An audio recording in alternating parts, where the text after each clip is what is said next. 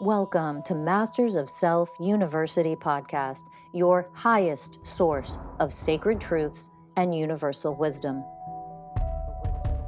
Hello, beautiful souls. I'm Rachel Fiori, mystic, spiritual teacher, psychic healer, and founder of Masters of Self University. Join our journey of soul transformation as we deep dive into this latest episode.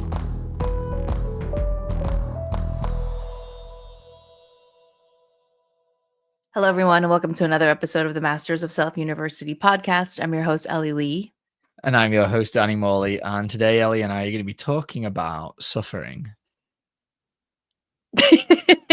Let's get into it.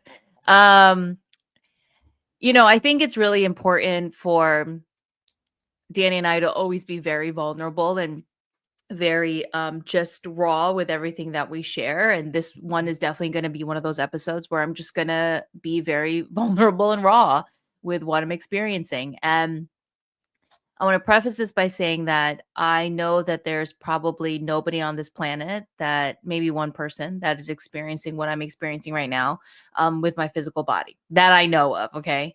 And every time I share anything about this, I get a lot of people trying to give me advice, or like people trying to share what they think is what I'm going through. And the truth is that I'm experiencing something that not a lot of people can relate to, and it's bringing up so much for me.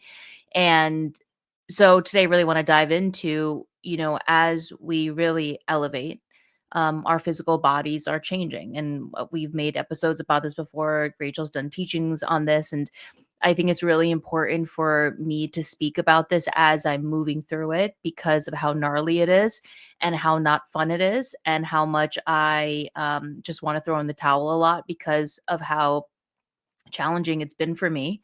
Um, my physical body is changing so rapidly, and it feels like every month it's getting increasingly more difficult to be in it because of how much pain is coming up for me. And it has to do with food. And I'm in this place right now where my body is rejecting food so hardcore that anything that I put into it, I'm immediately just in excruciating pain. And so, listen, Danny lives with me. He's definitely triggered me into some of this stuff, like, trying to share about this. And also, like, I'm sure it's very frustrating for you on so many levels to listen to this, but I have to let this out, and I have to be able to talk about it because of what an inward internal battle it has been for me. And no matter how many tantrums I throw, I know that I'm meant to go through this first so that I can help other people in the future. And it has been a very hard experience for me, and that I'm still very much in. So I have always used food as a place to escape. It's always been something that I've always loved eating, as a kid growing up. Like, everybody was always commenting, Ellie's so chubby, Ellie loves eating. And the truth is that I do, because food to me is a place where I can go to and nothing can bother me. And for that 20 minutes, it's just me and the food, and it's delicious. And it's one of the pleasures of being a human. And I love it. And I know that I've had many times a unhealthy relationship with it, or I've used it as a coping mechanism, or I've used it for whatever. But at the end of the day, we justify it because, well, we're meant to eat and we're supposed to eat and da da da. And now that I see through all the brainwashing of that, and now that I'm understanding deeper and deeper how much we actually don't need food, and what we actually need is just minerals and nutrients, there has been a fight that I have been putting up because I don't like it at all. And it is what I'm being asked to is to completely surrender to what's going on in my physical body, surrender to the fact that I'm on a path where I can see that I will probably one day no longer eat food at all. And I hate every inch of it. I hate every moment of it.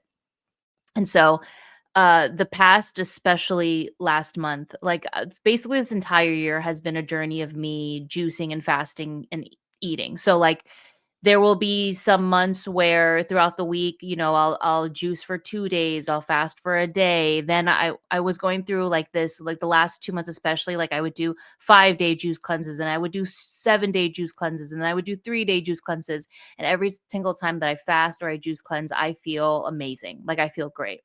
The moment that I put anything into my body, I am completely and utterly destroyed. I feel the poison that's happening to my insides. I feel how much my guts and my intestines, how much they don't want this thing that I'm putting in. And I run a lot of programs of I don't give a fuck. I don't care. Like I'm going to eat. Like don't take this away from me. All of that stuff. And so this morning I was sharing, I've been in a lot of pain. I've been eating, and I've been running a program of like I don't care. I don't care what it's going to do to me. I just want to eat.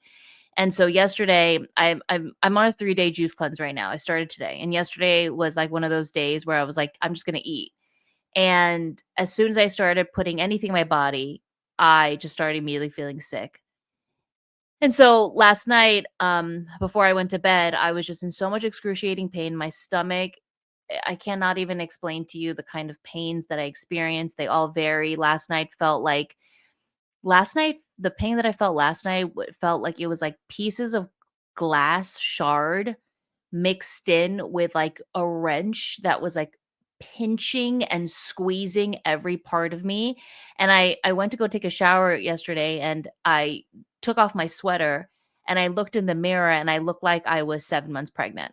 Like anything I put into my body, I immediately bloat. I go into just like aggravating inflammation. Like it's atrocious. So this morning I was dropping in because there was all this like pain in my gut, and I had this vision come up. And the vision was really interesting. It was, if you ever watched the show Brady Bunch, I was telling Danny this morning, like if you ever watched the show Brady Bunch, in the beginning of Brady Bunch, the intro of that show is that, they're a family of basically 12 people. And so the intro is that they put each family member in like a square, and like each family member is in this square, and they're like smiling or laughing or whatever. And I got this vision of like these like 5 or 6 squares, and in each square there was an image that I was getting, right? And in the image, one was like this really like scary wolf. The other image was like someone being like blindfolded and like their mouth taped up. The other image was like a knife, and this other image was like something with like handcuffs, right? And I got that image as I was dropping into my gut, and I was feeling all the pain in it. And I was like, whoa, what was that? And so I started to read the energy and feel the energy of it. And what it felt like was what I'm exactly experiencing in my gut, which is that I feel like I'm a prisoner in my own body. And also I am killing myself. So these horrific images that I got in this vision were prisoners, right? Being trapped. And then also somebody hurting me. Like there were images of like hurting, right? The knife, the scary wolf. It was like this interesting thing of I'm trapped, but also somebody's trapping me, somebody's hurting me. And that's exactly what I feel like is happening every time I eat. And I went into this yesterday of like feeling like I'm trapped in something that I know that I can unlock and untrap myself out of. And yet I'm actually the one that's abusing myself. I'm actually the one that's hurting myself. I'm the one that's inflicting pain to myself, which is trapping myself in this cycle of just resistance to what is being asked of me right now. Like I'm trying to hang on to dear life to this one thing when it comes to eating, when it comes to food, that I'll hurt myself because the attachment to hurting myself is bigger for me than actually loving myself and untrapping myself. Okay, so we'll get into this deeper, but I've just been going into this. I feel trapped. I don't feel like I have a choice in this matter, which is making me feel like I'm a prisoner. And I don't like it when I don't have a choice in things. And when I don't have a choice in things and I'm being told that I have to do something that I don't want to do, here comes the resistance. Here comes like the rebellion, which comes out physically in when I put things in my body, when my body's like, don't feed me, like, stop putting this poison in me, like, I don't want to eat. And it's like this, no, you're gonna eat, because that's my illusion of choice, right? That's me being like, I don't want to do what you're telling me to do. I just want to do what I want to do. But in doing what I want to do, because it lacks the divine way of responsibility, because it lacks honoring, it lacks all of these ways, what I'm actually doing is hurting myself, which allows me to see how attached I am to the self-flagellance, the self-abuse, to the not listening to myself, to not giving a fuck about myself. I'm more attached then than actually liberating myself and surrendering to the process, which is that I'm being asked to stop eating, and I'd rather choose to hurt myself than to be free. It's layered. Yeah, and that's like the definition of suffering is I mean, I don't know it off by heart, but is just resisting, being in resistance. When we resist and we're not the way of surrender, and we're not in flow with the universe, what we're being asked or guided to do, and we resist that, that's when we then suffer. And it was so funny, because as you were sharing what you were experiencing in the car this morning, I'm like, that is not in terms of like the food and the gut thing, but the attachment to something which is causing you harm, yet I'm still choosing it, is exactly what I'm continuously still moving through with coffee. Like, I know that this thing is stressing me out. I know that it's like putting me into this hyper sympathetic state where I'm like super stressed, but there's this weird part of me that wants to be that way. Like, I want to be stressed. And then when I go without it, all of this stuff comes up. And I'm not talking about like, I've been drinking coffee for years and then I stop and I get headaches. It's like, it's just like, there's just energy which starts opening up. Like yesterday and today, I didn't have any caffeine of any sort. And I can feel there's all this energy which starts to emerge, and I don't really want to feel it. And if I just stress my body out, then I numb myself out to feeling this deeper pain. So there's this like, it's a weird, it's almost like sadistic. It's like twisted, this like part of me which won't let go of this idea of not having this thing. Like, I just want this thing. And I've got my own stuff going on with food, which maybe we can get into in this podcast, maybe not, we'll see where it goes. But with both of those things, food and coffee, for me, it's like, it's that pleasure. It's for whatever reason, there's some pleasure that I'm receiving from it that I don't want to go without. But as soon as and this is probably the same for you, as soon as I, have that, if I decide to have a cup of coffee that day, it's not like I feel amazing after it. Sometimes I do, but for the most part, I don't feel great. It's that momentary short like fix of like tasting it and the warmth and the joy, like, oh, this is it. And then after that, I don't feel great. It's not like it really feels like it's serving me. And then that's when the suffering starts to really kick in. It's like, oh, why did I do that? And then I fall into regret and that like self-shame and criticism of myself. And for me, it comes down to like, I just like, I just feel so powerless and so weak to say no to coffee, to just fast and say no to food in the day. And I'm not at quite Ellie's level, but I'm like barely eating. Like today I had some Siete chips and an avocado, and that's probably all I'm going to eat today. And I am in complete resistance to that. I don't want to have to keep fasting.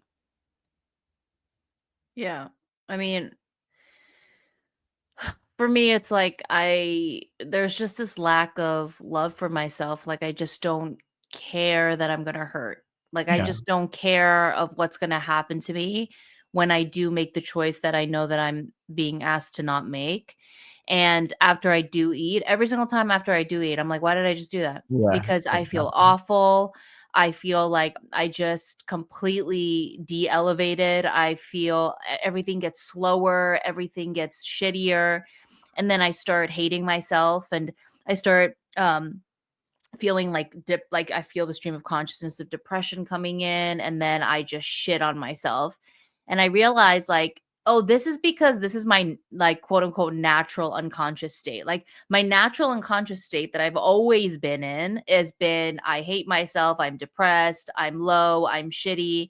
And so unconsciously, I'm just trying to keep that alive, because that's what I've been my whole life. And so if that is the MO, right? If that's the thing that's always running, that's something very familiar to me. If I'm addicted to that, if I'm attached to that, then I'm going to behave in ways to keep that alive, right? And so as I'm reflecting and seeing what I do when it comes to food, it's like, Ellie, all you have to do, even though it's hard, is just alchemize what comes up when you want to eat, and don't eat, because when you don't eat, I feel like I'm on top of the fucking world. My gifts are online. I'm more clear than ever. I feel like I can fucking do anything. Like, clothes don't hurt me because, like, my stomach's not hurting. Like, I feel awesome. There is no other way to put it. I feel great. I just feel like the clarity is 2020. And then the moment that I eat, I can't fucking see, I can't think, I can't feel, I'm distracted, and I'm just in this hamster wheel of just shitting on every single part of myself. Like, I'll go into I'll rip myself up to shreds, down to, like, why do you look like this? Why are you like this? And it's just like this self-abuse. Like, it is just abusive. That's it. That's what it is. And then it's like, well, you're so attached to that's actually what you want. So you sit here and you go, I don't want this, but you do, because your behaviors and the choices that you make show that that's actually what you do want. And that's what you actually do prefer. Because if you actually didn't want this, you wouldn't choose this. You would choose to listen to your soul, and you would be the way of honoring of what's going on. And you would choose the higher choice. But I don't, which shows me, oh, here's this attachment. Here's the addiction to me destroying myself. That's what I know. That's the MO. Yeah, and I found that attachment to the abuse, to the suffering, like, as you mentioned there a minute ago, like, oh, I must want this. Two truths can exist at the same time, right? So there's a part of me that I feel that does not want it, that I just want to be free. I want to be free. I want to feel elevated and feel good and live in harmony with my soul. But then there's another part of me, well, there's multiple, but there is one specific part of me which is in quite clearly some level of deep pain. And that part, it just, well, there's a paradox here. It does want to suffer in some capacity, because that's all it knows, but that's not what it really wants to be. It's just that that's the only thing that it knows how to be. Because at the moment that these energies get created on us when we're younger, we don't feel like we have a choice, because we don't know how to actually move through the experience of feeling completely powerless and out of control, or whatever it is that's there. So it doesn't feel like there is a choice. So the attachment to the suffering feels like, though, this is the only way that I know, that this part of me knows how to be. And therefore, this is what and who I am. And there's the attachment, of course.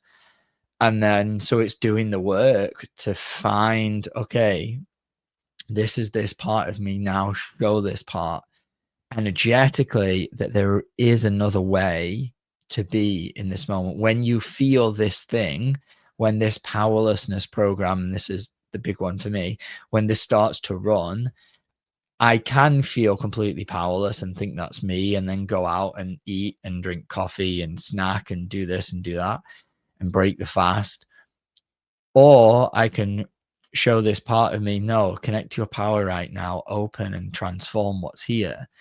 The problem for me is, and this is where I feel really trapped, is that attachment is so strong that it comes on. Like I'm just gonna, like Ellie, I'm gonna be fully real and just as raw and vulnerable as possible.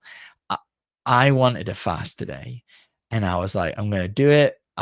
We've got rid of all the groceries in the house. Like, I'm gonna do it.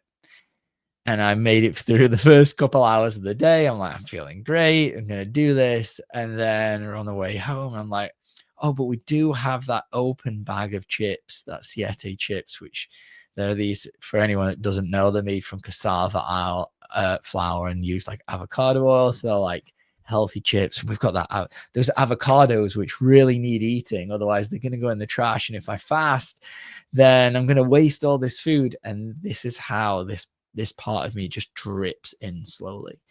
And then by the time that I'm getting home, I'm like, great. So it's important that I eat these avocados so I don't waste them.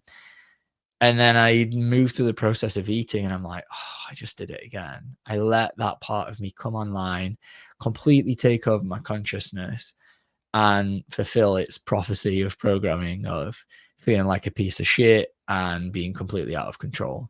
And that's the energy there for me. Now it's easy when these programs come online and we have enough consciousness to go, I don't want to choose to be that, which is, this is ultimately what we're learning to build, have enough awareness to make that choice in that moment.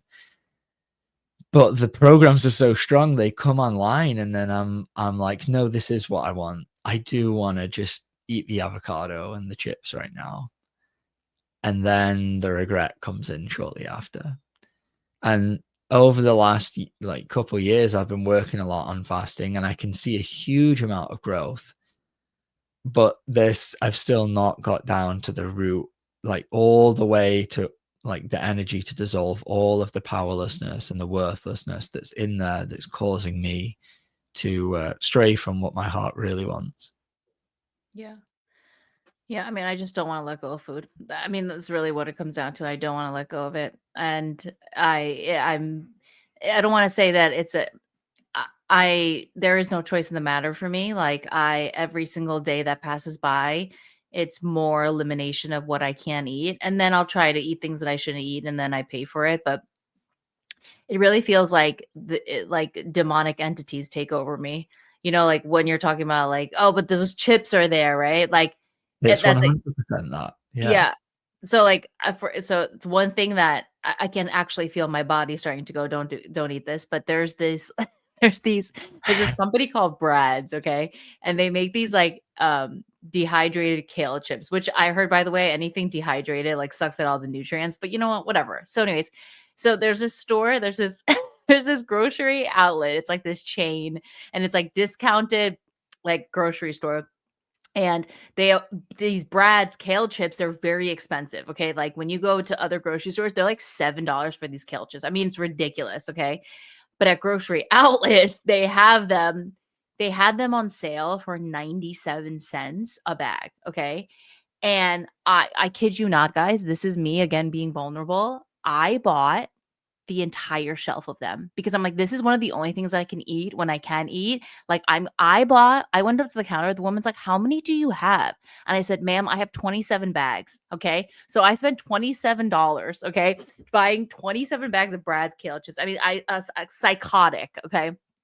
But this is also like, it's also showing me like, Ellie, you've got some issues like with just like I like holding 2 boxes. Anyways, whatever. So I'll wake up in the morning like you and I'll go, today's the day. I can feel it. My body's like, do not eat. It's every day. But like, particularly like, there are days where it's like, you dare eat.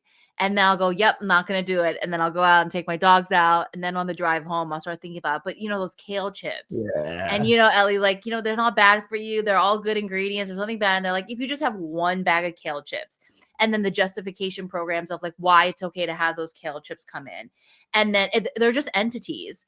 And then they come in, they take over. And the next thing you know, I'm eating the Brad's kale chips. And then I'm like, but what else can I eat?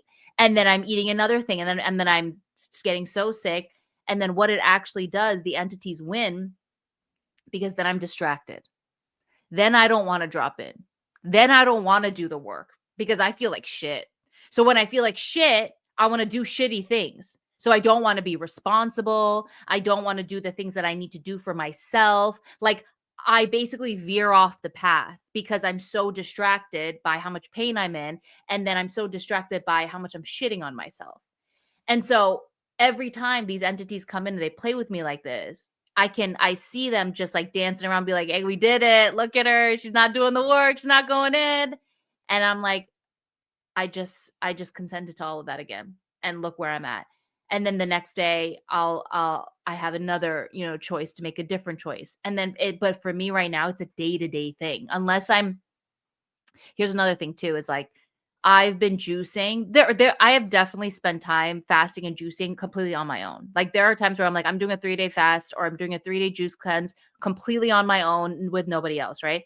It always helps to juice and fast with other people. It does. Okay. So throughout the year, I've done it with friends, like blah, blah. But I realized that when I do it with a friend, there's this, I can't ever lie or let anybody down. Like, I have to do this fast because I'm doing it with somebody else, right? There's like an allegiance there, right? It's a sense of that I have control over the next few days of my life because I've made a commitment. Okay. So I have never like bowed down from a fast. Like, when somebody asks me, like, you want to do a 7-day, I'm like, I'm in. Once I'm in, I'm in. Okay. It helps me feel in control. When I'm trying to do it on my own, I feel completely out of control. Like, I feel like I can't depend on myself. Like, I can't fully commit to myself that I will do it. Right. And I've done it. I have with myself. But for the most part, when I'm doing it with somebody, I'm in. When I'm not doing it with somebody, it is so much easier for me to fall apart, is to go against it, to fall off after a day and a half or fall off after 2 days, because the justification programs will come in and blah, blah, blah. And it's just this complete self-sabotage program that's running. Like, how can I sabotage you? How can I sabotage you? So it's so multi-layered, this one. And another thing that I was going into this morning was like, this is me consenting to the patriarchy too. Every single time that I don't honor what my body is asking me to do, right? Because of all the brainwashing that I'm currently undoing and unraveling in real time from the patriarchy, which is eat 3 meals a day, eat snacks all day, eat. I mean, everything you see on social media is like, I watched this girl the other day. She was like, come eat the day with me. And the amount that she ate, I literally, I felt sick. She ate 3 meals. She had 3 drinks. She had snacks and croissants and all this stuff. And like, I'm watching these people. And number one, there's a tinge program of jealousy. I'm like, I'm jealous that you guys can even eat all that. Secondly, there's also this anger. I'm so angry that people can eat and I can't eat. And then thirdly, it's like, hold on, what the fuck is this? Because this looks crazy, and then every single time that I don't listen to my body and I go and eat, or I start running programs of how I want to eat, I know that I'm consenting to the patriarchal brainwashing agenda around food, And so like, there's that angle too, that also makes me irate because all I want to do is unplug. And I think the food chapter for many of us will be the most challenging chapter of it all. Yeah. As you were speaking just then, I was like seeing some stuff. And it's funny because I also work in a restaurant. So other than doing the work at MSU, I also work in a restaurant. And so I'm surrounded by food constantly, and I'm surrounded by people eating food. I'm surrounded by free food if I want to eat. Like just a couple days ago, my manager brought in this massive, like huge bucket of candy. As a lovely gesture, as a morale boost for the team, because and that's just sat there. There's just pizza flowing everywhere. There's snacks. There's like everything you could ever want if you like love to eat food, right? And I'm constantly surrounded by this, so I'm constantly, being tempted. And someday, like the first day it was, I was like, okay, let me have one of these little cherry, little sweet things, and it was delicious. But I felt my frequency drop as soon as I put it in my body, and I knew that it was probably poison. But I only had one, so. But I could see, like, as you were sharing there, like I was kind of like seeing the restaurant I work in, and just like the 3D kind of like energies, how they're kind of like so dense and constructed. And it's funny because we have this conversation, And I can see from this place right now how we view it as we're going backwards, or that we're, as you said, like de-elevating, like we're going down, like we're getting worse, we're going backwards, we're not doing as much work, or we're allowing parts of our unconscious self to take over. But what I was seeing as you were kind of sharing is like, it's more because we're hitting the threshold. It's not because we're going backwards. It's more that we're starting to actually break free. And any time that you start to break free into something, but you're in a contained energetic matrix, you're going to hit resistance. Just push against anything, you're going to hit resistance, right? And so us moving through this process of actually elevating our consciousness and raising our level, our vibration, and really elevating our frequency, it's not going to be one smooth, like upward, like you're just going to keep going up, up, up, up, up. Of course, at some point there's going to be little, like, you know, like ceilings that you're going to hit, and then you've got to navigate around them and understand. And for me, it feels like, and I don't know if this is for you, Ellie, it feels like I have like anchors and little parts of me not just holding on, but actively pulling these ropes to try and bring me like back down. But it's actually a sign of like elevating for real. And just seeing, like, I can see like the energetic matrix that's built up of this restaurant that I work in, and like I have to go inside of there every day and do the work actively to not entrain and to still allow myself to elevate. And to expect myself to do that, you know, instantly, is very unrealistic, right? It's going to take time. It's going to take a little bit of tripping and falling, maybe a lot of it, until I really am able to go in and be surrounded by these much lower, denser energies and not entrain to any of them, and still be able to elevate and rise higher. And it just really feels like, as you were sharing, I can really feel like we take this so personally, and like that we're having all of these experiences with food, and like feeling very out of control and powerless, and because of, you know, what we're feeling on a daily basis, and where we can feel that our soul is guiding us to go, which is to either, in my case, eat less and less and less, and choose to make different choices with food, which is a whole other conversation, or in your case, Ellie, like barely eat at all. And I can feel like every day it's, you should fast today, you should fast today. And it's not quite as extreme as on your level, because when I fast, I do not feel good. And that's the difference between you and I. When you juice and you fast, you feel great. For me, I feel terrible. So I don't want to do it. Why would you want to do something that feels terrible? But if I do see through the 2, 3, 4 days of fasting or juicing, I feel fantastic after. So it's one of those things that I've really got to wrap my head around, of being like, I know that this will be worth it in the long run. I just got to get through like the short term. But it's a sign of elevating. Although I truly know it does not feel like it when you're moving through the process. She's crying.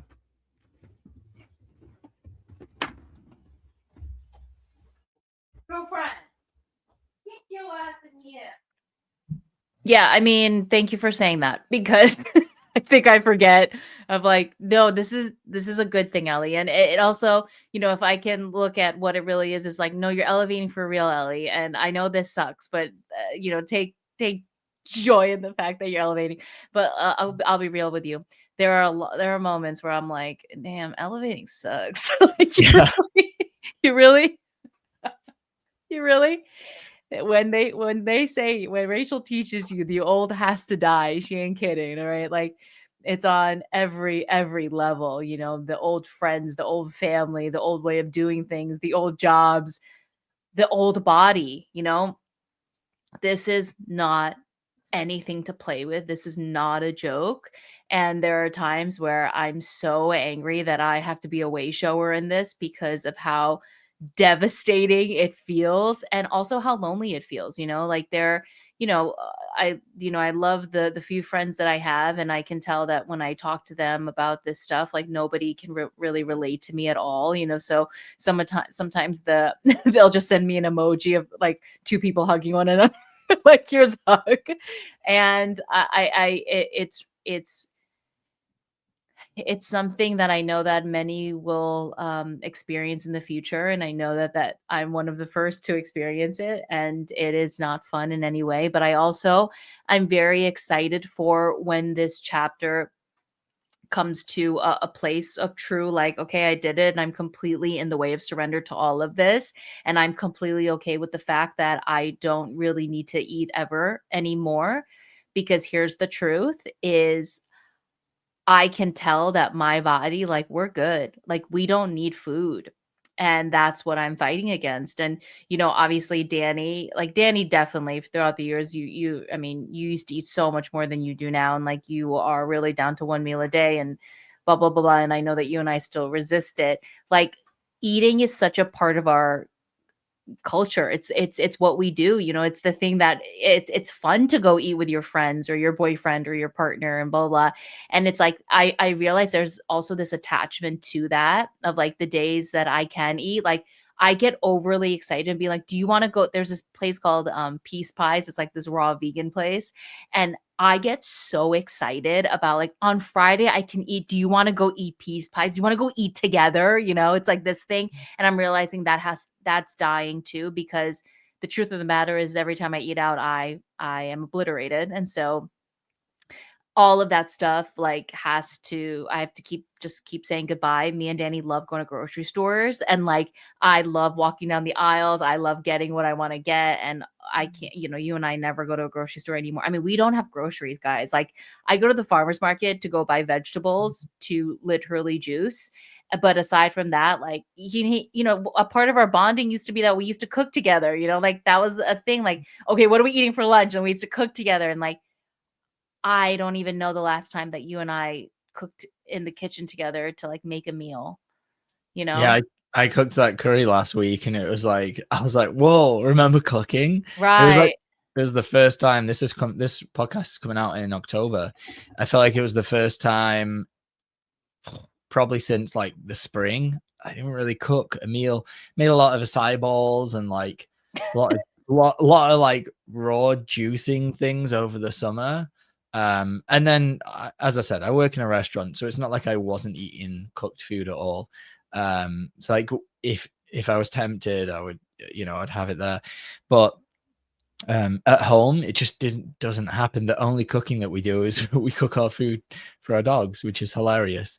Like, our dogs are on such an amazing, like, high quality diet of food, and I feel like it's really wild. It's a really weird experience to move through. Yeah, it really is. And I'm glad that I have a partner who's doing it with me, who's way further along, because it would be really weird to imagine like being with a partner and you're going through all of these changes and you're realizing that, like, one, you can't eat food, and two, the foods that you can eat are really reduced. And I do just want to mention here just the kind of the change in the diet that I've been through over the summer. So when Ellie and I met, I just want to start here. When you went on my Instagram, what was one of the first things you noticed about what I ate? You were eating like huge pieces of steak. Yeah, huge pieces of steak. I was doing the Candida diet at the time. I had a lot of stuff going on with my gut. Basically eating a lot of high quality meat, like grass-fed meats, grass-fed beef, veggies, not too many fruits. Was really trying to take care of my diet. And over the course of, I'd say, the last couple of years, slowly but surely, I've been like, I feel like I should maybe stop eating as much meat. So I started reducing it down. And I haven't really had like bought dairy, but I have eaten, meat, dairy, seafood, everything. I didn't really have any limits on my diet growing up. I did go for a few phases of trying vegetarianism out, and it never seemed to work. And then just this past summer, there was just moments where I would go into work and I would like smell the cheese and I would be completely turned off by it. And they would only last for a couple days. And then it would be like, oh, and then I would see a slice of pizza and be like, oh man, I would love to eat that right now. So it was like waves. And then within the last basically I remember it was September 8th, we had like this like full moon thing going on. And I could just feel, I was like, it's time for me to stop eating meat. And I haven't eaten meat since then. I haven't been rigid about it. I haven't I had some like tallow fries, which were like cooked in like beef fat. So I'm not like trying to claim I'm like a hardcore vegan or anything like that at all. Like I don't want to live my life like that. But I've chosen not to eat animal flesh just because it doesn't feel right. And when I made that choice, I think it was that day I went into the grocery store and I bought some like different fruit. Just overwhelmed with all this emotion of like, oh, you're finally listening. Like, good job. It was like a lot of humility and a lot of equality was like flowing through. And then the other day we had a tasting at work of all these new pizzas, and I picked all the meat off. I didn't try the ones that had like meat in the sauce. I picked all the meat off the other ones because as I said, like I'm just at this place where I just don't want to consume animal flesh, and I don't know if that will last forever. I'm going to listen to my body if I really feel like I need it. I don't want to attach myself to being a label of a vegan or a vegetarian because I'm a human being, right? And how I eat is just entirely up to me. And I don't want to be attached to a dogma of this is who I am. But I tried all of the pizzas, and my favorite one was our new vegan margarita. And I was blown away that now I don't even enjoy the taste of dairy products anymore. I don't enjoy the taste of like or even the smell of like just highly processed dairy. And that's not saying, again, I'm going to be rigid and I'll never eat dairy again. It's just wild to me that in a very short space of a few months, going from having these sporadic experiences of, oh, that doesn't even like smell or taste good to me anymore. Like I take a bite and I'm like, I don't even like this. That just naturally through healing and elevating, I now don't even, it wasn't like I was cutting it out to like, and I lost the taste for it. I just don't like the taste of it anymore. And I can tell that it's just, I'm just not at that place in my vibration where consuming, the byproducts of torture, which is what it really is. And that's not to say, there is a place for, if you really are in oneness with a cow, and which I don't believe exists on earth, and you're really tapped in and the cow's had a calf and the cow's willing to has extra milk, I don't believe there is any of those situations that's happening on earth. But if it did, maybe that's an exception. But for the most part, like I don't want to consume animal products anymore. And that's been a really, really interesting change that's just happened organically. Different to fasting, where I'm like, I know this is something I need to do, but I don't want to do it. It's been so easy to just go, yep, I don't want to eat animal flesh anymore. So I'm not going to. There's no resistance there. And it makes it so much easier because then there's no suffering. Yeah. I mean, we could do a whole podcast on the dairy and meat. But it's also, as your partner, I celebrate it so much. Celebrate the no dairy and the no meat so much. It makes me ecstatic. Because, as someone that cares so much about animals and I know what goes in those industries and what happens to those animals is devastating. And as we elevate, for real, those things, you can't have dead animal flesh in your body that's tortured and inhumanely slaughtered. And then also dairy that also comes from complete suffering and torture. Like it's not going to be a match for your new body. And so, I know that a lot of people are going to be experiencing that too, but it's also been really great to see you, because when I first met you, all you did was eat meat, liver, the whole thing. And now I haven't seen you touch meat in like almost 2 months, right? It was like a month and a half. Yeah. A month and a half. Yeah. And I did have some fish. I had fish tacos once. So like, I'm not trying to say I'm like, because I really don't like the whole idea of saying, oh, I'm vegan, I'm vegetarian, I'm a meat eater, I'm this, I'm that. Like, I'm a human, right?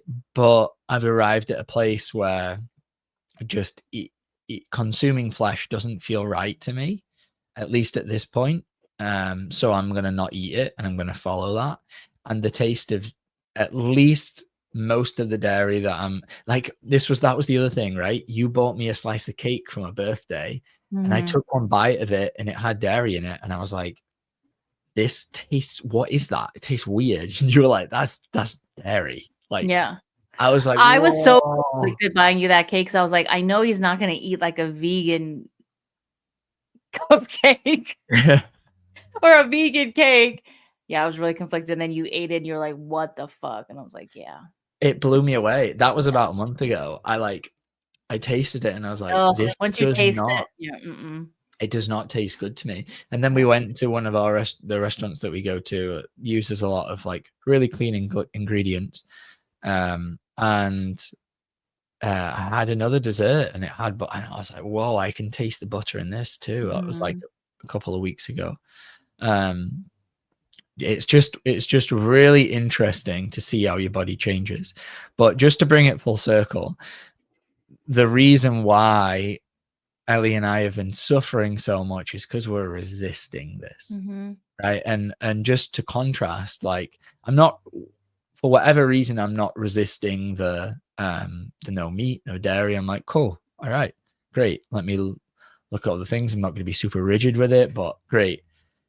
But when it comes to not eating at all, oh man, there's just so much there. And I feel like it's because energetically, I can go without eating certain things. It's totally fine. But when you stop eating at all, the energies that come up, is that's what creates the resistance. So no, if you're starting to go through these shifts and these changes, they are a natural byproduct of healing and elevating for real, of getting more in alignment with what a true human being is supposed to eat and how they're supposed to live. And you may be going through these changes. It's just the resistance to those changes that creates the suffering. Yes. And I will end it with this. Juicing for 7 days, juicing for 5 days, I can do that easy. It's simple. It's the fact that I can't go back to food after is what is the most challenging. It's like you can juice and be like, all right, well, I have an end date and then I can go back to eating, right? There is no end date for me particularly, which is a whole other layer of why there's so much resistance to what is. So yeah, I haven't got there yet. Yeah. It's a journey. We will continue to probably do a lot of episodes, because I'm still very much moving through it, and I know that I'll be moving through this for as long as I have to. So for anybody out there who's experiencing it, yep. And I know that I'll be in a place where I can help people one day. I just got to get through it myself. So thanks you everyone for listening. And if you get to eat a meal today, cherish it. I hope vicariously live through you. And until next time, we'll see you guys then. Bye. Bye.